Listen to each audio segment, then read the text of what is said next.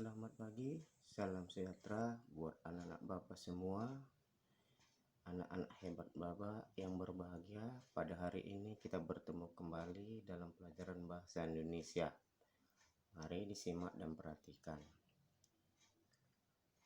Kompetensi dasar kita adalah menelaah struktur dan ciri kebahasaan pidato persuasif tentang permasalahan aktual yang didengar dan dibaca. Adapun tujuan pembelajaran kita adalah 1.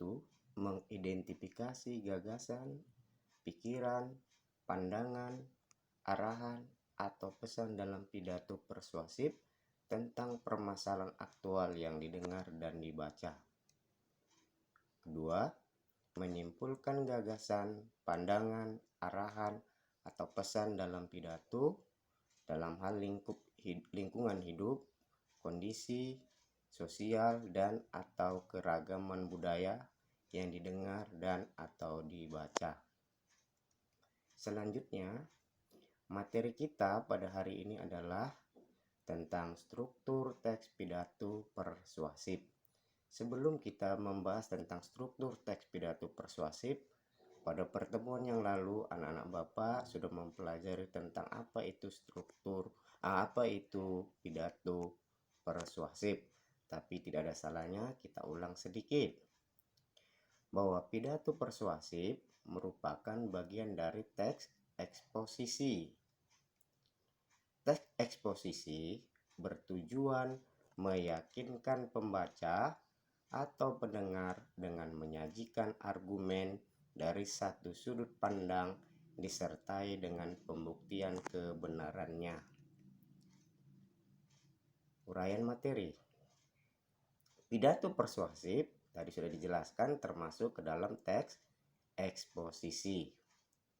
Teks eksposisi pada umumnya dimulai dengan mengemukakan suatu pendahuluan, pernyataan posisi yang memberikan pendapat atau sudut pandang pengarang.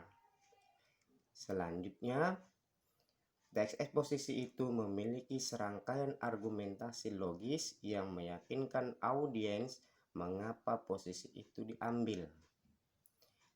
Yang ketiga ada simpulan, memperkuat atau menyimpulkan pandangan pengarang. Yuk mengingat kembali pertemuan kita yang lalu. Pada pertemuan yang lalu kita sudah membahas tentang apa yang dimaksud dengan ide pokok. Yang kedua, apa yang dimaksud dengan kalimat utama. Yang ketiga, apa yang dimaksud dengan simpulan.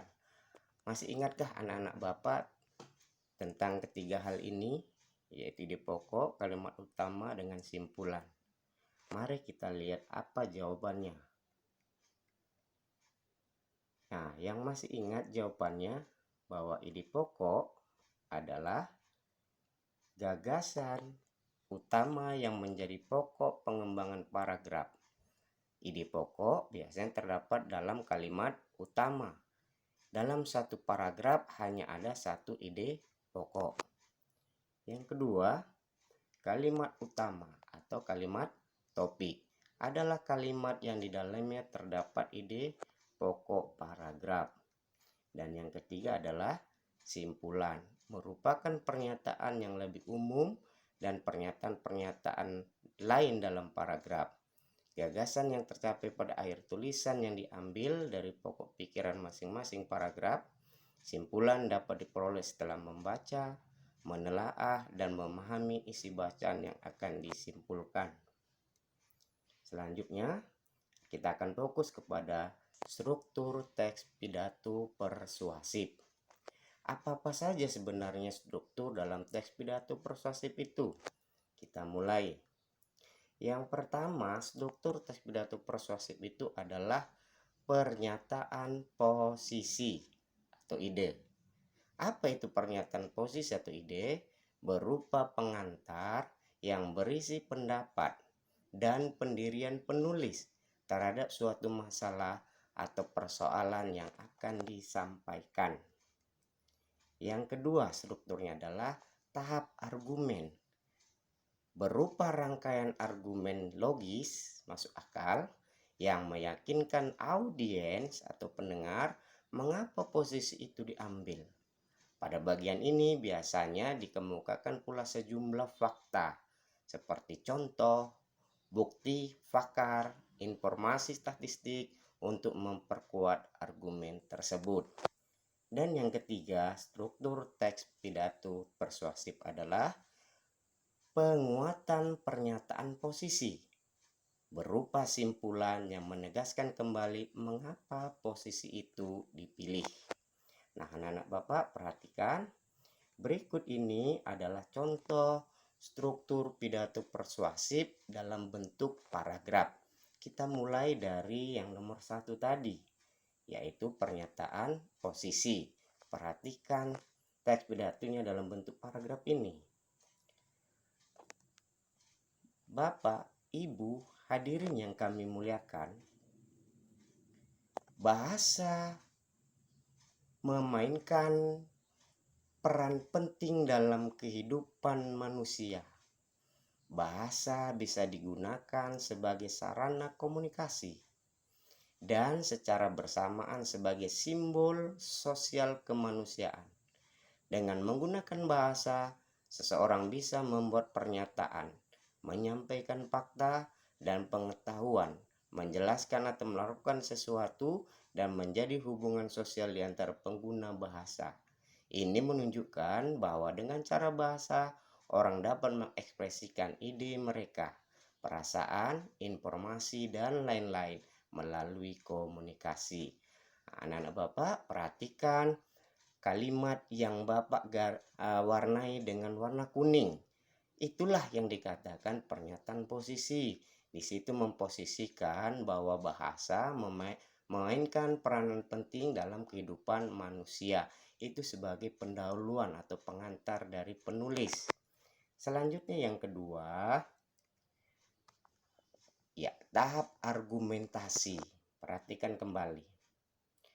Bapak-bapak dan ibu-ibu yang saya hormati, di negara berkembang seperti Indonesia, bahasa Inggris memiliki peran penting dalam semua aspek kehidupan, khususnya dalam ilmu pengetahuan dan teknologi. Selain itu, dapat digunakan untuk mengembangkan hubungan di forum internasional. Untuk membaca buku bahasa Inggris, terutama siswa dari SD hingga perguruan tinggi. Untuk mengencangkan hubungan antar bangsa di dunia dan lain-lain. Sebagai siswa, kita belajar bahasa Inggris dimaksudkan untuk mendapatkan berbagai pengetahuan, untuk memahami buku pelajaran yang dipelajari dalam bahasa Inggris, untuk memperoleh pengetahuan dan keterampilan, dan untuk siap masuk ke universitas. Sebagai salah satu persyaratan ujian bagi siswa senior tinggi, sekolah menengah atas atau SMA, dan sebagainya. Melihat peran penting dari bahasa Inggris di atas, itulah sebabnya bahasa Inggris sangat penting untuk dipahami dan dikuasai oleh orang di seluruh dunia. Perhatikan kembali, anak Bapak, yang kalimat diwarnai dengan warna kuning. Ini menunjukkan bahwa argumen itu diperjelas bahwa bahasa Inggris, ya, sama seperti bahasa Indonesia, memiliki peran penting dalam semua aspek kehidupan, khususnya dalam ilmu pengetahuan dan teknologi. Selanjutnya yang ketiga adalah penguatan pernyataan posisi. Hadirin yang saya muliakan, pada akhir pidato saya akan mengutip ungkapan bijak. Bahasa Inggris akan membuat semua orang bertahan hidup dan pergi kemana saja. Ungkapan ini mengingatkan kita betapa pentingnya bahasa Inggris untuk kehidupan manusia. Sebagai bahasa global atau universal, bahasa Inggris tidak hanya memungkinkan kita untuk berkomunikasi dan berinteraksi dengan setiap orang di seluruh dunia, tetapi juga dapat mengubah hidup kita menjadi lebih baik. Selain itu, kita juga harus sadar bahwa negara barat memainkan peran luar biasa dalam mengembangkan dan menjaga ilmu pengetahuan dan teknologi. Jadi, jika kita ingin menjadi seorang ilmuwan terampil, linguis, dan mampu bersaing dengan negara lain di dunia, maka harus memahami, menguasai, dan belajar bahasa yang mereka gunakan, yaitu bahasa Inggris. Kembali diperhatikan lagi anak-anak Bapak pada kalimat yang berwarna kuning. Pada akhir pidato saya akan mengutip ungkapan bijak. Nah, ini menunjukkan adanya penguatan dari pernyataan posisi tadi, bahwa ada ungkapan yang digunakan oleh penulis sebagai memperkuat pernyataannya. Ya, berdasarkan hal tersebut, semoga anak Bapak dapat memahaminya. Sampai berjumpa pada pertemuan berikutnya. Terima kasih. Selamat pagi. Salam sejahtera buat kita semua. Mejua-jua, jaga kesehatan dan tetap semangat. Selanjutnya, lihat classroom Anda untuk mengecek tugas apa yang akan Bapak berikan. Sampai jumpa.